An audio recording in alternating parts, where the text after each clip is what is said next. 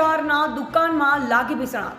સાંત બજારમાં આવેલ સોના ચાંદીના દાગીના બનાવતી દુકાનમાં લાગી ભીષણ આગ. બીજા માળે આવેલ દુકાનમાં બોટલ ફાટતા લાગી ભીષણ આગ. આગ લાગતા જ અફરાતફરીનો માહોલ સર્જાયો. ગેસનો બોટલ ફાટતા જ સમગ્ર દુકાનમાં આગની જ્વાળાઓએ રૌદ્ર સ્વરૂપ ધારણ કર્યું, જેથી બજાર વિસ્તારમાં અફરાતફરી મચી જવા પામી હતી. તુરંત ફાયર બ્રિગેડને જાણ કરાતા 2 ફાયર ફાઇટર ઘટના સ્થળે પહોંચ્યા. ફાયર દ્વારા 1 કલાક સુધી સતત પાણીનો મારો ચલાવી આગ પર કાબુ મેળવાયો. સદનસીબે આ ઘટનામાં કોઈ જાનહાનિ થઈ નથી. આપનું નામ અને હોદ્દો?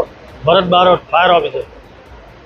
કેવી રીતે ઘટના બની, ક્યાં બની છે, કયા કારણથી આ ઘટના બની? સવારે 10:30 વાગે 10:35 ની આજુબાજુ ફાયર બ્રિગેડની અંદર કોલ આવ્યો હતો કે સાત બજારની અંદર કેશવલાલ શ્રીખંડવાળાની સામે કંઈક આગ લાગી છે, તો ગાડી ફટાફટ રવાના કરો.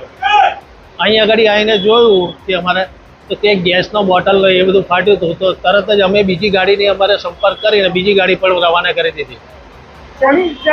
શોપ શેની હતી, શું હતું? આગ લાગી છે તો મેઇન વસ્તુ ગેસના બોટલને કારણે.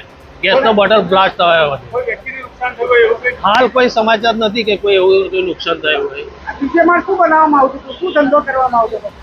એ જાણવા મળ્યું નથી. તે તો માણસોને અને રહેવાસીઓને તપાસ કરીને પછી આગળની કાર્યવાહી કેટલા બોટલ મળી આવ્યા છે? અત્યારે હાલ ચાર બોટલ મળી આવ્યા છે અને એમાંથી 2 ફાટ્યા છે બોટલ. અને આ કોમર્શિયલ બોટલ છે કે નોન કોમર્શિયલ છે? એ પણ જાણવા મળ્યું નથી. જે હશે તે વિગતો પછી નોન કોમર્શિયલ જેવું જ લાગે છે.